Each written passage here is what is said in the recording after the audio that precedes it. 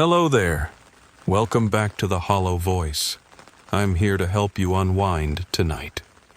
If this sound helps you relax, please like the video and subscribe to the channel. Tell me, where are you watching from? And what time is it right now? Now, find a comfortable spot and let yourself unwind. I never liked Rustic Gables Skilled Nursing Facility. Years ago, I worked as an EMT for Meditrans ambulance service. We did inter-facility transports, mostly dialysis runs and hospital discharges, so I spent a lot of time around crappy nursing homes. But even with my bar set as low as it was, Rustic Gables SNF still managed to underwhelm. The 4-story building itself put off an air of hostility. Near 6th and Alvarado, in a slummy corner of Westlake, Rustic Gables SNF sat like a diseased tooth. A squat, square, filthy white structure jutting out of a narrow, uneven parking lot surrounded by a 14-foot fence. Inside, Rustic Gables was, well, exactly how you'd expect. The residents were crammed 4 to a too-small room. Every August, half the ancient window air units broke down. Their 1.5-star rating was on display over the reception desk, and I'm pretty sure they only managed the extra half-star because someone knew how to BS the inspector. The faceless healthcare conglomerate that owned the place had bought the property from a bank auction. I'd never leave anyone I loved at Rustic Gables SNF. Rustic Gables burned through nurses like cheap cigarettes. It seemed like every time I approached a nursing station, I was greeted by a different young woman in stained scrubs. Meanwhile, my partner and I would run into ex-Rustic Gables employees everywhere we went: dialysis centers, hospitals, other SNFs. It was rumored that Rustic Gables was haunted. Stories were told of eerie voices behind patients' closed doors, of strangers seen wandering the halls, of objects moving by themselves, and of staff members somehow teleporting themselves all over the facility without realizing it. I heard more than one tale in which the teller swore they'd seen a nurse walk into a patient's room, fail to reappear, then be found on the next floor up, swearing she hadn't been near the patient's room in hours. Once, a patient had been killed when a nurse gave her a second dose of metoprolol, sending her into hypovolemic shock. The guilty nurse swore that she'd spoken to the medical director in person and that he'd given her orders for the extra dose. That was obviously bullshit. The medical director had been in his office miles away with multiple witnesses. But the nurse was insistent, even after she'd pled guilty to avoid jail time. I highly doubted that incident was the work of ghosts. A hangover was a more likely culprit. But even the most skeptical of the ex-nurses agreed they'd gotten a bad vibe working at Rustic Gables, especially at night. In early 2010, my wife Lily told me she'd gotten a job at Rustic Gables SNF. I warned her that everybody who worked there hated the place and offered to continue paying the lion's share of our bills until she could find other employment. "You want me to say fuck you to a full-time nursing job with benefits?" she snapped, squishing her mouth into a pissy little bow. "I'm sick of working at Subway. Do you honestly think anyone else is going to offer me anything with no experience?" She had me there. The oversaturated medical job market of Los Angeles was a tough spot for a recently graduated licensed vocational nurse, especially in the middle of a recession. "I get it," I told her. "But I'm making enough money now, and I don't think you're going to like Rustic Gables much. People say it's haunted and you hate horror." Lily flashed me a condescending, pursed-lip smile. She knew I hated that smile. She was a tiny girl, my wife, barely 5 feet tall and maybe 100 pounds soaking wet. Her eyes were opal-shaped and deep-set in her square face. She had long, dark, silky hair. A clump of it fell over an eye. "But you're not making enough money, Cyrus," she chirped, as though I were a retarded kindergartner. And I'd rather hang out with Casper the Friendly Ghost than ask my dad for money. Again. I closed my eyes and counted to 10. She was baiting me. Her parents didn't like me much because I didn't have a college degree and my parents were alcoholic white trash. And her father had loaned us money twice in the last year. Once the previous January when we signed the lease and had to cough up first and deposit for our microscopic Koreatown one-bedroom. And once in August when my car broke down. "Fine, Lil," I said through clenched teeth. "Do what you want." With that, I went to shower and get ready for bed. Our marriage was doomed. We both knew it. But neither of us had the balls to give that final nail in the coffin the mighty whack it needed. Lily took the job. A couple days later, during her second training shift, my partner, Rivera, and I were sent to Rustic Gables to pick up a patient. A patient who, of course, lived on the first floor, where Lily was stationed. Our patient was a bed-confined octogenarian going to St. Vincent for a G-tube placement. It should have been a quick, drama-free call, but the nurses didn't have the paperwork done yet. Lily was being a complete asshole about it, hanging over the shoulder of the charge nurse, smiling her noxious, pursed-lip smile as her new friend berated us over the pickup time, as though it were our fault they didn't have their shit together. Rivera went to the ambulance to charge his phone. I'd grit my teeth so hard my skull hurt, and a half glance at Lily's haughty profile was enough to propel bolts of pain up my jaw. For the sake of professionalism and my sanity, I walked away. I wandered to the mismatched front lobby, and there I found a shriveled old woman with dyed orange hair, curled up on a stained couch.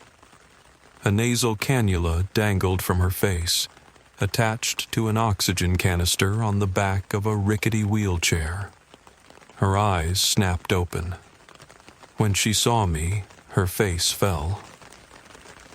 "How are you, ma'am?" I asked sweetly. "Do you need help?" She mumbled something, her voice weak. I hunched beside her and asked her to repeat what she'd said. "I'm waiting for Scott." I looked around. "Is Scott your nurse? I can find him if you want." She shook her head sadly. "He comes here at night. He talks to me. I've got to stay here or I won't see him." I breathed in and found that the lobby had a weird smell to it. Kinda rotten, but kinda sweet, like the funk that filled our station when the shared fridge was opened. The orange-haired lady didn't seem bothered by it, but I was relieved to see Rivera round the corner, paperwork in hand. I came home after Lily. She pretended to be asleep. The next morning, she was gone before I woke up. Perfect situation, I thought. Now we never have to talk.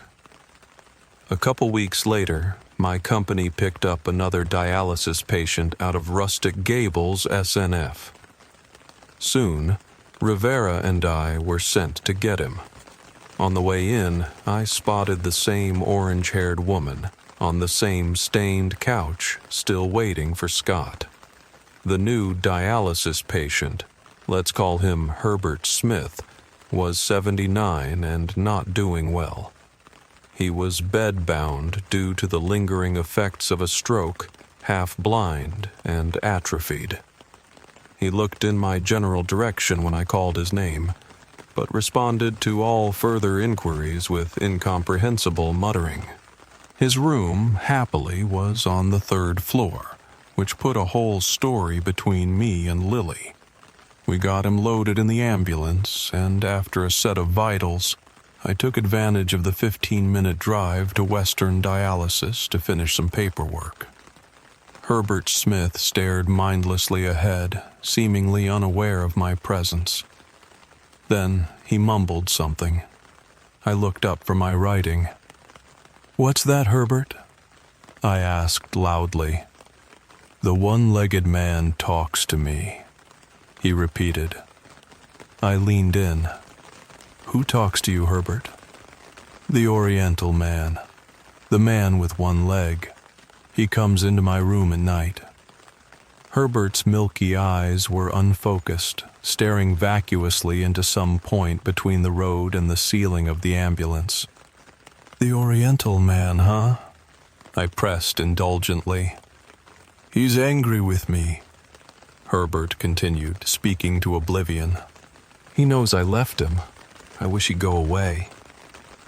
That night I came home to every light in the apartment on and Lily in the kitchen, making a cup of tea. This was a surprise, as she'd gotten into the habit of feigning sleep. On the rare occasions she'd exchanged a few words with me, she'd done so with a constipated pout, as though my presence was physically painful. "You're still awake, Lil?" I asked without thinking. I immediately realized the stupidity of the question and braced for the sarcastic answer. But the nasty remark didn't come. "Yeah," Lily replied nonchalantly. "I have a headache." She looked at me. For the first time in a while, I didn't see contempt in her eyes. I realized, all of a sudden, that I no longer remembered how to act around Lily without picking a fight or continuing one. Then I thought of something. "Lily," I asked, "the old woman who's always on the chair by the door with the bright orange hair and the oxygen, who is she?" Lily frowned. "Her name's Greta. She's in my station. She's pretty far gone." "I talked to her," I said. "She said she was waiting for Scott." "Oh, I know." Lily shook her head. "Scott's not coming. He was Greta's son. He died of cancer 5 years ago. There are pictures of him all around her room." This piece of information jolted me. I remembered the look in Greta's eyes when I'd woken her. Pure happiness, then immediate disappointment when she realized I was not, in fact, her long-deceased child. Poor old bird. Dementia's a bitch. I'd thought that night was a fluke as far as my and Lily's relationship was concerned. Lily, tired and in pain, hadn't had the energy to antagonize me. But the next night I came home to her awake again, and decidedly unantagonistic, and the next, and the next.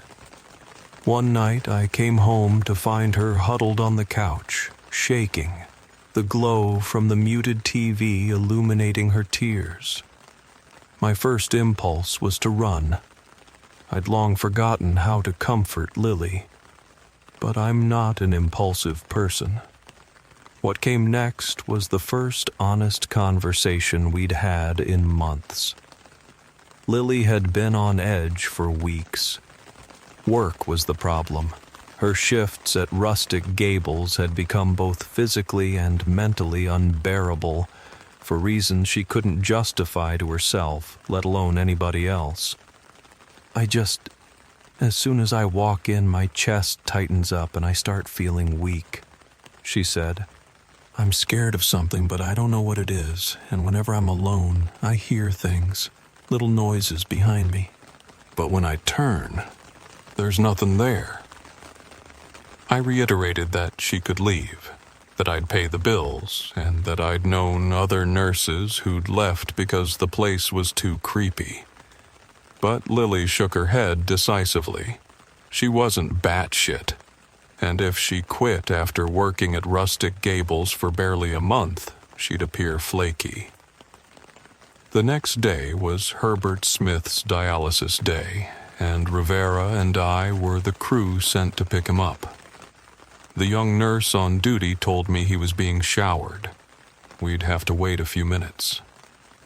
I considered going to find Lily. Then I was drawn to a feature of Herbert Smith's room I hadn't noticed. There was a bulletin board on the wall parallel to his bed, and someone had pinned up several old newspaper clippings. I looked closer. Herbert had been a medic during the Korean War. One article titled "Wounded Hero Welcomed Home" described his commendable service. He'd found a young soldier with a chest wound lying on a path. All of a sudden, bullets started flying around them. He pulled the soldier into a ditch, patched him up, and waited with him until they were found by an American platoon. While Herbert was hailed as a hero, he had regrets about the incident. He'd seen another man, a Korean villager, lying on the ground with a nasty wound in his leg. The man was writhing, but too weak to remove himself from danger. Herbert had been conflicted, but he could still hear gunshots, and, following protocol, he stayed put. By the time help arrived, the Korean man had died. The article included pictures taken by a soldier in the platoon. In one of them, you could just make out the face of the dead Korean in the background. I remembered Herbert's comments about the Oriental man with one leg, the one who he hadn't gone back for. As long as I'd known him, Herbert hadn't looked great. But I was surprised at just how severely his health had deteriorated. His atrophied limbs had become skeletal. His skin was translucent, and he'd lost hair. His cloudy eyes didn't even flicker as we lifted him from his bed to the gurney. I drove that day. Rivera sat in the back with Herbert. As we wheeled the old man in, I asked Rivera if he'd said anything strange in the back. Rivera gave me a weird look. He wasn't aware Herbert could speak at all. Herbert was completely unresponsive as we placed him in his dialysis chair. He slumped to one side. We propped him up with a pillow. While Rivera chased a tech for a signature, I wrapped the blood pressure cuff attached to the dialysis machine around Herbert's arm. Before I knew what was happening, Herbert Smith was clutching my bicep. I jumped. The old man kept hold, his grip stronger than his spindly fingers should have allowed. His milky white eyes bored into mine. "The Oriental man says he's going to take me with him." I wrenched my arm out of his grasp. Herbert went limp and flopped over. I called his name, but his ashen face drooped dumbly, and his liquid eyes were dull. Whoever had spoken to me was logged off, signed out, no longer in the building. 45 minutes into dialysis, Herbert violently tore the blood-filled tubes from his arm. The staff attempted to stop the bleeding, but he fought them off with an alarming level of ferocity.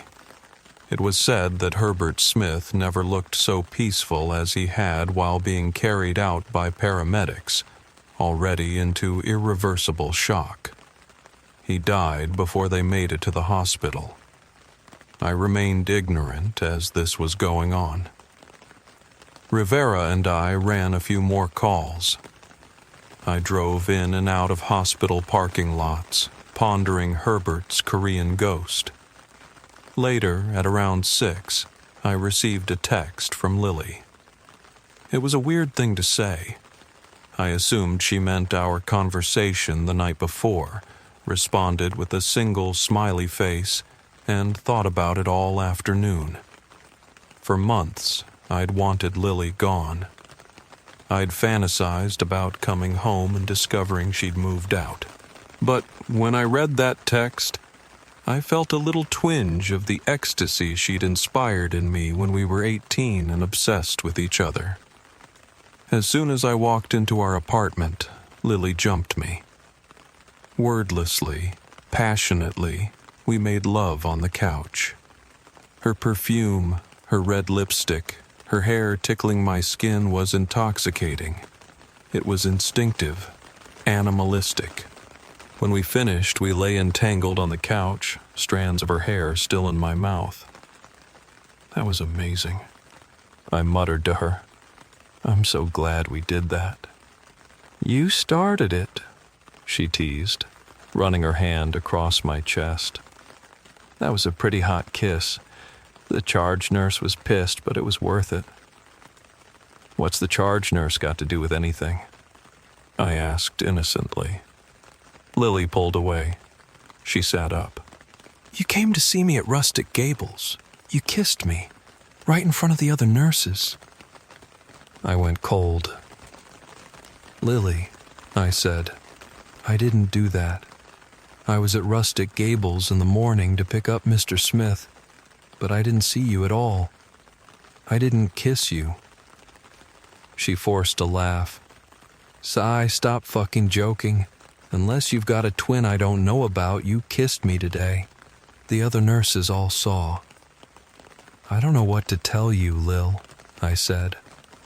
I was on the 3rd floor for like 15 minutes, then in the ambulance the rest of the day.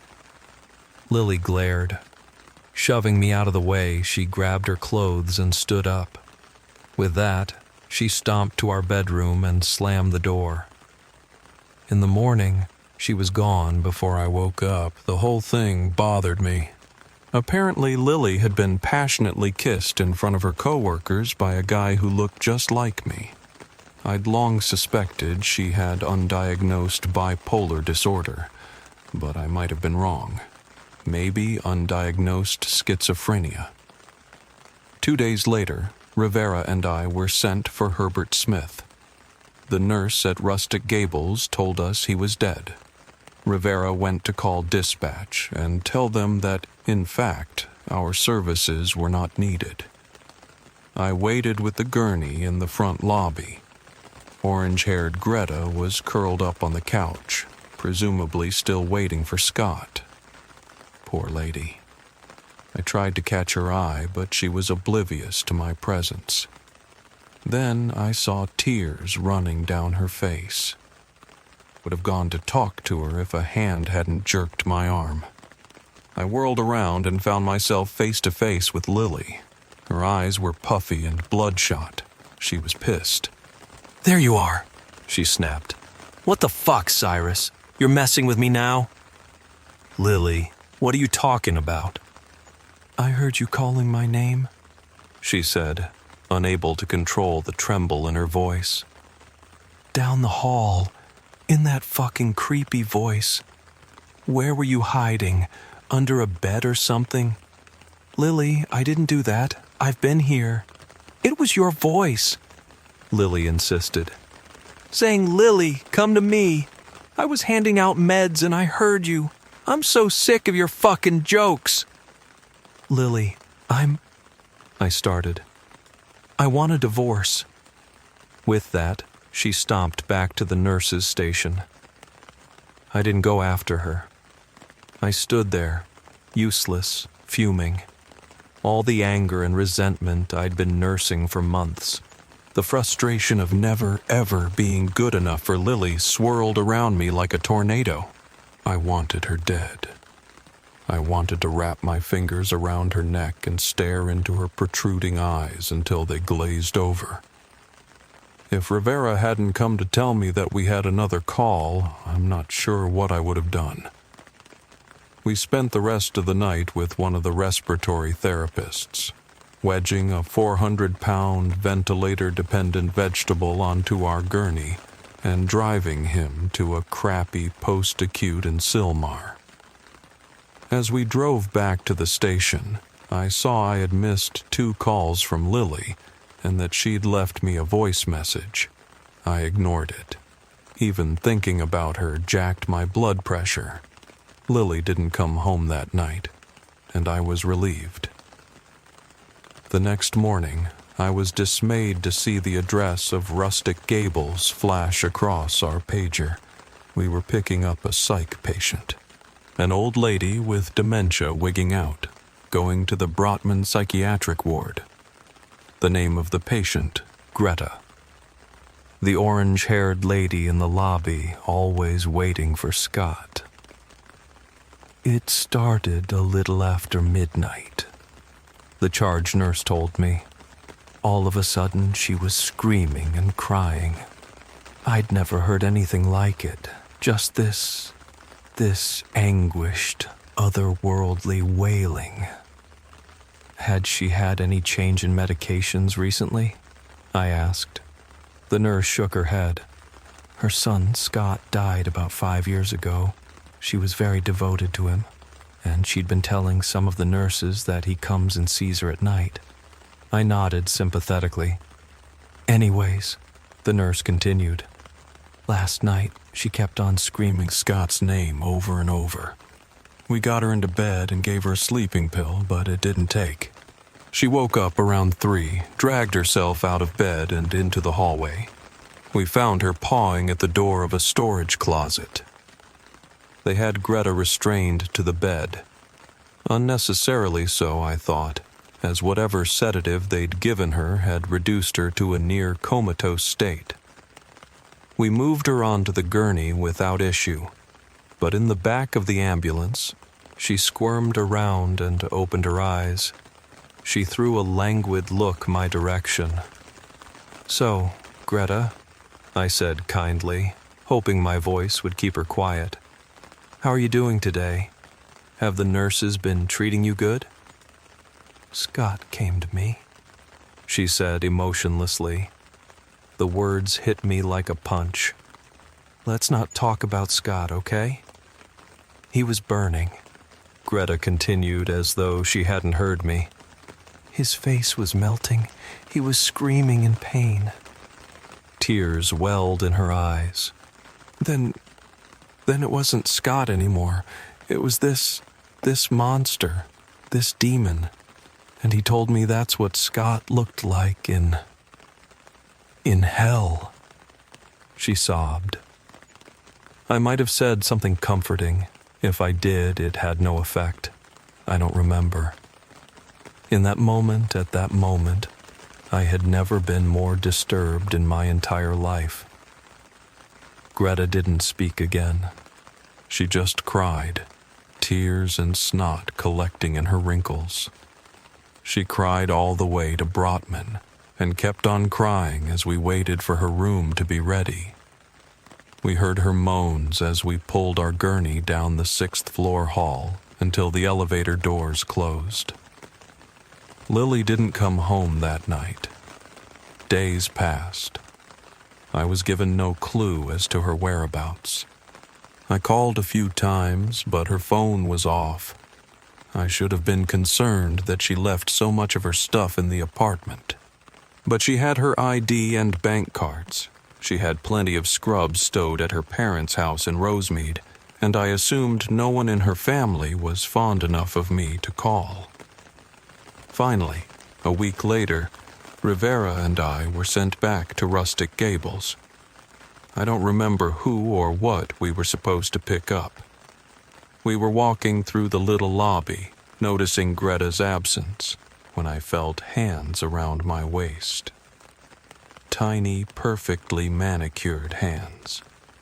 Lily stood behind me, looking happier than she had in a year.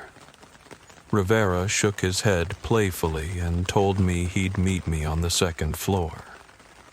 When he was gone, Lily took me by the hand and led me away, towards the back door, which was only ever used by nurses sneaking a smoke, down a narrow hallway I'd never noticed, which extended to the left of the back door and dead-ended. "Lil," I said, "where have you been? I was starting to get worried." She stopped pulling and turned around, holding me close.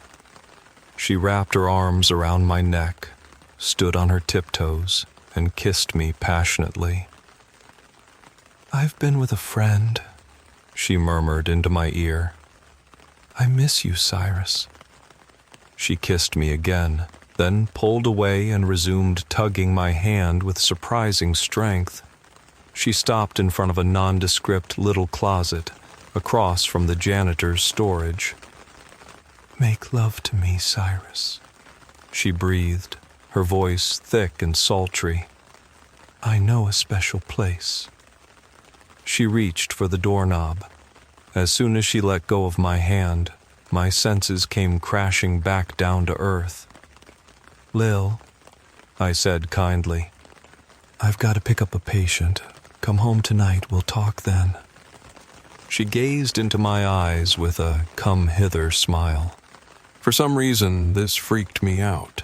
Maybe because her mouth seemed to extend a little too far into her cheeks. Or maybe because, in the 6 years we'd been a couple, Lily had never once used the phrase, "make love to me." One way or another, my weird radar blipped, and with one more "come home tonight, Lil," I escaped to the elevator. "Cyrus!" Lily called after me. I didn't turn around. On the second floor, I found Rivera talking to a squat Korean woman I recognized as the first-floor head nurse, Lily's supervisor. The nurse glared when she saw me. "Hey, you," she said gruffly. "You're Lily's husband, right?" I nodded, inviting the catty comment. "Where's your wife been?" she asked. "Her phone's dead. She hasn't shown up for work in a week." She's here," I said. "She's downstairs. I just talked to her." The nurse shook her head. "Well, I haven't seen her all day, and I just left the desk 5 minutes ago. She hasn't clocked in since the 12th. I was confused. I told the nurse something, then ran down the stairs to the first floor, dead set on finding Lily and proving her presence. I'd kissed her. I'd felt her arms around me. So either she was deliberately messing with her boss, or else her boss was crazy. Or I was crazy. No one was at the first-floor nurse's desk. I paced the halls, peeking into rooms. Nothing. No Lily. Then I thought of something. She hadn't clocked in since the 12th. The 12th of February. That sounded familiar. I checked my phone. The last missed call from Lily had occurred on the 12th of February. That was the day she'd chased me down in the lobby, accused me of calling her name in a creepy voice, demanded a divorce. I saw the voicemail icon and recalled she had left me a message that day. I dialed my voicemail, deleted a few messages, and then I heard my wife's voice. Her sobbing, panicked, terrified voice. "Cyrus," she breathed. "Cyrus, I know you're not here, but I keep on hearing your voice. And I saw you again. But it wasn't you, because your face was all blurry. Then you walked into the closet and disappeared. Is this a joke? Please fucking tell me this is a..." She gasped, and I heard the phone drop.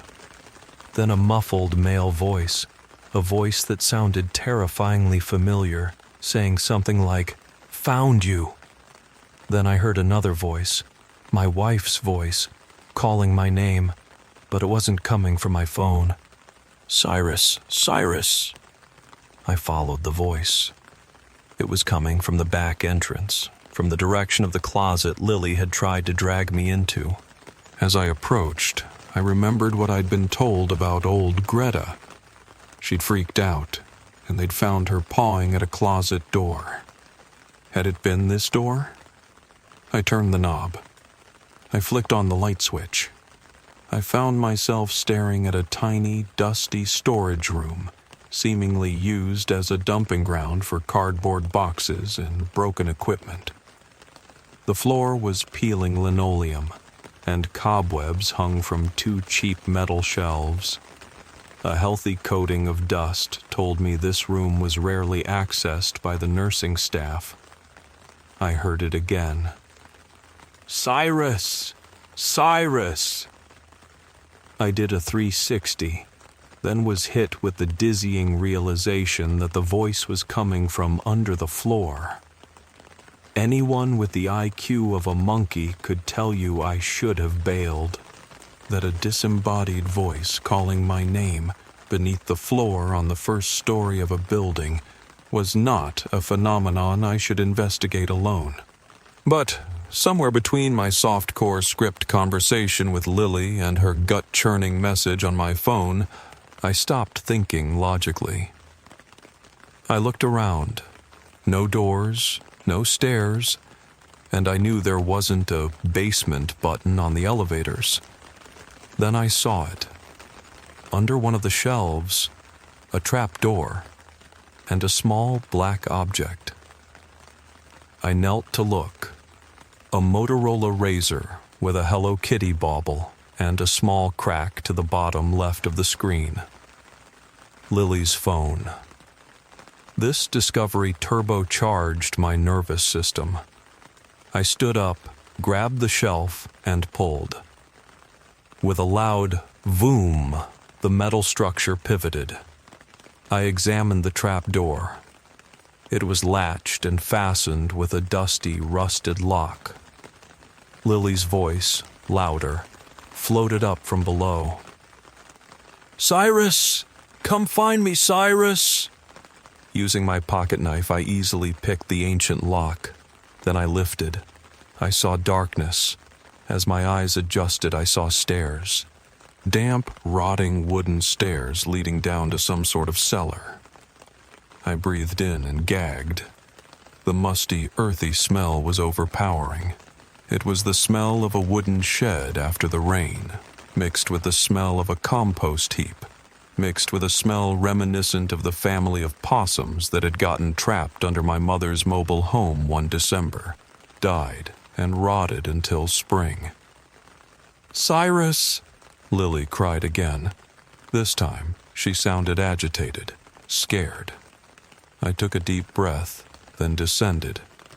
I proceeded cautiously, cell phone in one hand, pocket knife clutched in the other, step by step.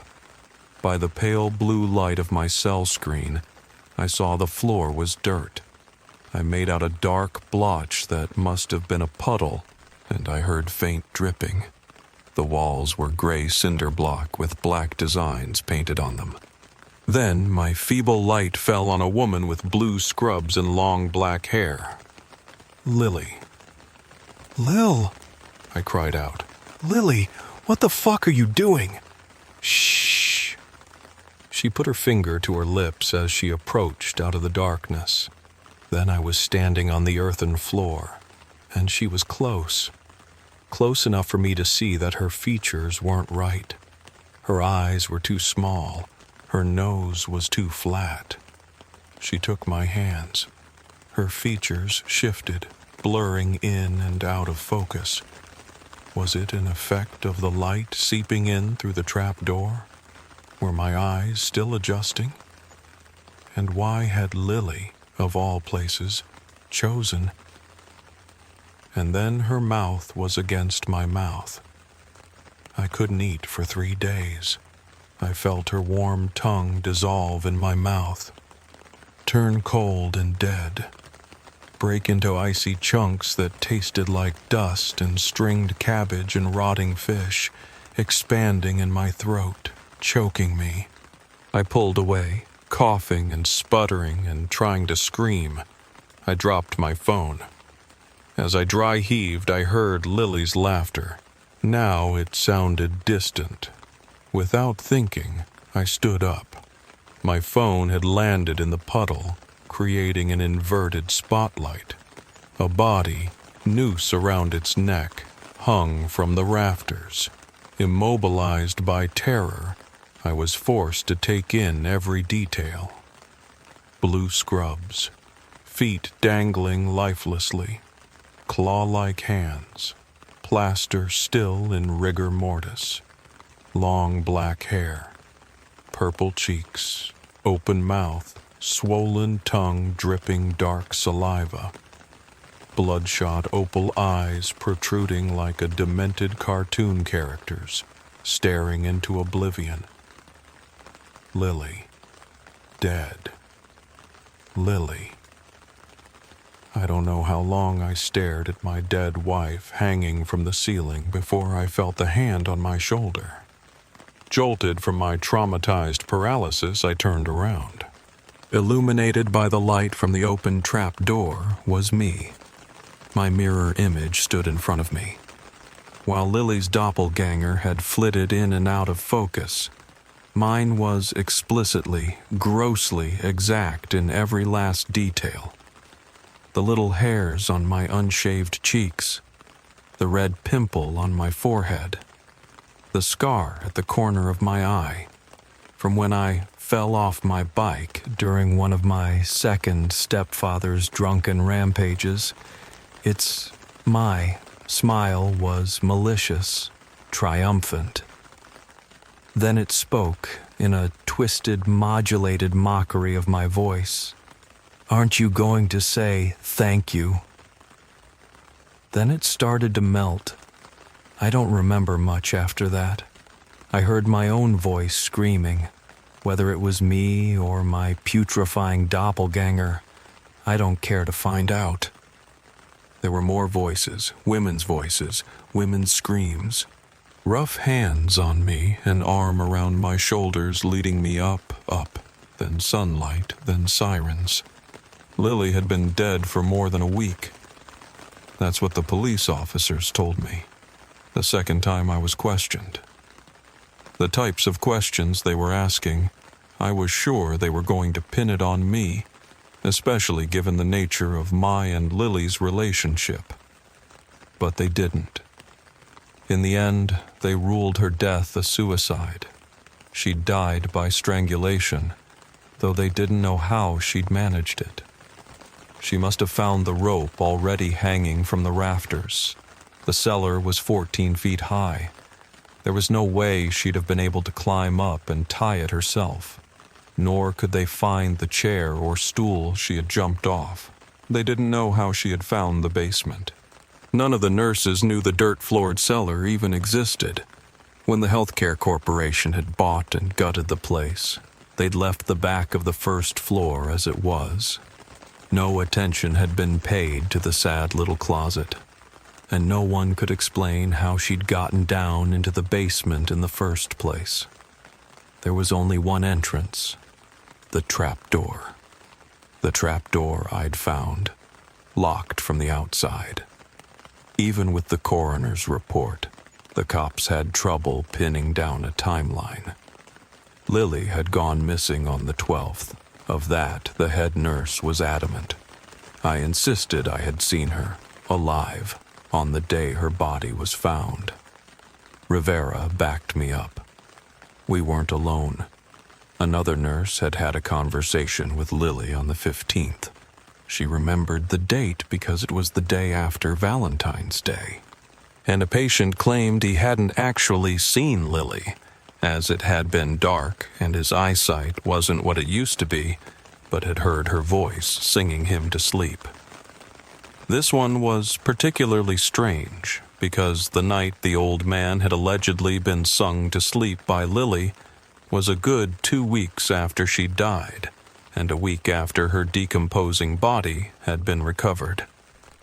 The cops wrote him off as confused, but I'm not so sure. I left town after Lily's funeral. My father in Bakersfield, with whom I hadn't spoken in years, called out of the blue and invited me to stay with him. When the flashbacks stopped and the memories scarred over, I screwed my head back on and went to paramedic school. I found a job, ran the Baker to Vegas stretch for a few years, then decided to take the next step in my career. I only applied to LA City Fire because it was ultra-competitive and I assumed I'd fail the psychiatric exam. When my new hire packet came in the mail, I picked it up off the porch with trembling hands. I wanted to say no. But LA City was the job a million guys would kill for, and my dad told me he'd knock me out, throw me in the back of his truck, and leave me on the station steps if he had to. I moved back to Los Angeles in March of this year. I didn't know anyone. I'd lost touch with all my old friends but Rivera, and Rivera was in New Jersey, burning through his 4th year of medical school. My new partner was a cool guy. He invited me to a barbecue at his church, promising there'd be a lot of people our age. There wasn't, but I did meet my new partner's Uncle Raul, a retired LAPD officer. We talked, and I learned he'd been one of the cops who'd investigated Lily's death. He was cool about it. I was never a suspect, he assured me. Suicide was the only logical conclusion. Logical conclusion, he said sarcastically. Then he asked me what I knew about supernatural phenomena. I forced a laugh. He didn't. He asked if I'd seen the cinder block walls of the basement, the underground room where Lily was found dead. There had been little black designs, I recalled. They were faces, he told me. Faces all over the basement walls. Some were recognizable. Rustic Gables employees, patients, visitors. Some were the faces of people whose pictures were displayed by the patients. Family members, dead friends, celebrities, even the Pope. There were hundreds of them. And the strangest part was, they couldn't figure out how the faces had gotten there. Samples were tested. No trace of paint or dye was found. Nothing could wash them away, and, in the spots chipped for samples, the faces were redrawn in full within hours. My face was there. So was Lily's. And on his 3rd trip down, Raul found his face. The owners of Rustic Gables made the unanimous decision to sell the property. When no one bought it, they abandoned it, shipping their 168 residents off to other facilities. Apparently, they'd had more trouble with the place in the 3 years since remodeling than it was worth. There had been 9 suicides in that time, 4 patients, 5 staff members, other mysterious deaths too. One I'd heard about. The woman given an extra dosage of metoprolol because the medical director told her nurse to do so. Another time, a physical therapist found a blind, non-ambulatory patient locked in the staff bathroom, dead, with a pair of bandage shears sticking out of his chest. And then, there was the building's history. It had once been Section 8 housing.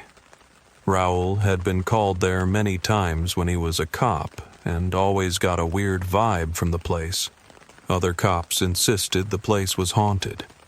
In 2001, the building nearly burned down. Arson. A 12-year-old boy locked his mother in her bedroom, set the couch on fire, then jumped out a 4th-floor window.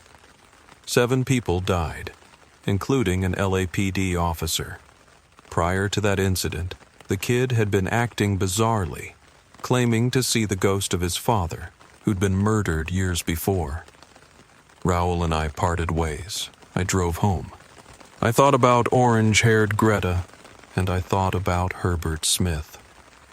She saw her dead son. He saw the man he regretted leaving behind. And Lily and I saw each other. Happier, lustier versions of each other. Versions still in love.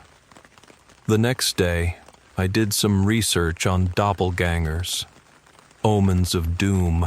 Embodiments of one's dark side, like Jekyll and Hyde. This led me to the shadow of Jungian philosophy. One's shadow is the manifestation of buried, selfish, evil thoughts. The thoughts you're not allowed to think. The thoughts you deny.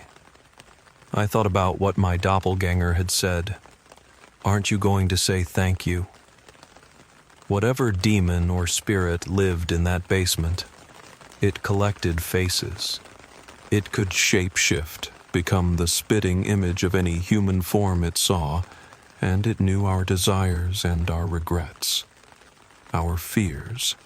It came to Greta as her son, then used Greta's love to drive her mad. It recreated the image Herbert Smith saw in his guilty nightmares. I wanted Lily to love me again, but a part of me wanted her gone forever. It gave me both. I drive by that building sometimes, the former Rustic Gables SNF. The asphalt is cracked now, and the windows are shattered. I wonder if the walls have changed, if there are now more faces, maybe those of transients or addicts who, naively, look to the abandoned structure for shelter. Sometimes I catch something out of the corner of my eye through a darkened window. Sometimes it looks like a human face staring back at me, but I never let my gaze linger for long. I fear I'll see her face, see my mistakes, relive her death and my inadvertent part in it. And I fear I'll see my own.